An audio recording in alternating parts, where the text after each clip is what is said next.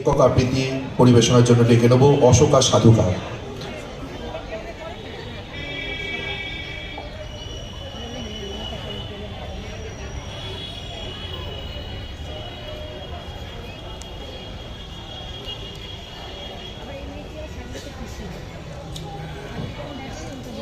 উপস্থিত সকল দর্শক এবং শ্রোতা বন্ধুদের আমার আন্তরিক শুভেচ্ছা। দেশনায়ক নেতাজি সুভাষচন্দ্র বসুর ১৩০তম জন্মজয়ন্তী উপলক্ষে আমার শ্রদ্ধার্ঘ্য। আমার কবিতার প্রথম অংশে থাকবে কবি সুকান্ত ভট্টাচার্যের কবিতা প্রার্থী, দ্বিতীয় অংশে কবি বীরেন্দ্র চট্টোপাধ্যায়ের কবিতা জন্মভূমি আজ। প্রথম কবিতাটি কবি লেখেন ১৯৪৬ সালের ১৭ই ডিসেম্বর, ১৩৫৩ বঙ্গাব্দের ১লা পৌষ একটি শীতের দিনে। শোনাচ্ছি।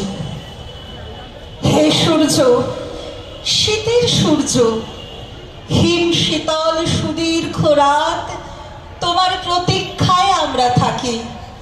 যেমন প্রতীক্ষা করে থাকে কৃষকদের চঞ্চল চোখ ধান কাটার রোমাঞ্চকর দিনগুলির জন্যে।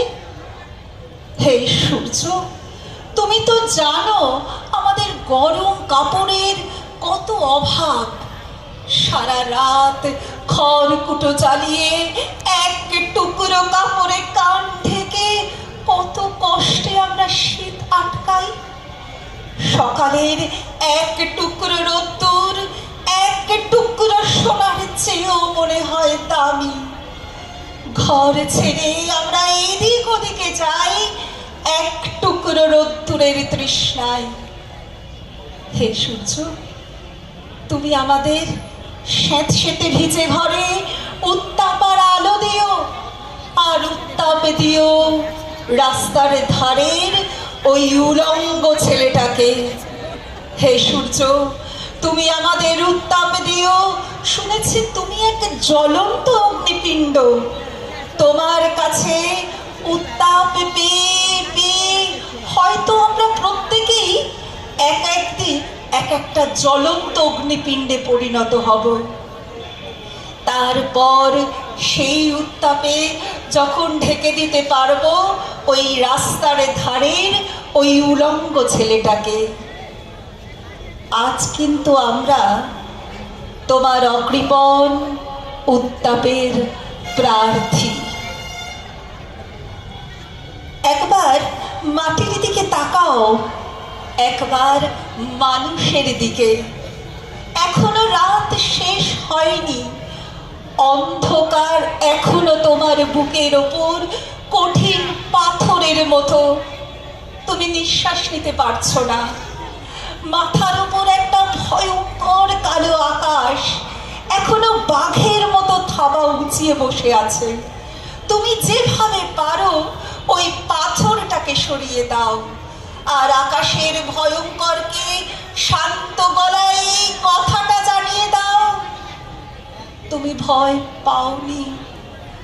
মাটি তো আগুনের মতো হবে যদি তুমি ফসল ফলাতে না জানো, যদি তুমি দৃষ্টি আনার মন্ত্র ভুলে যাও।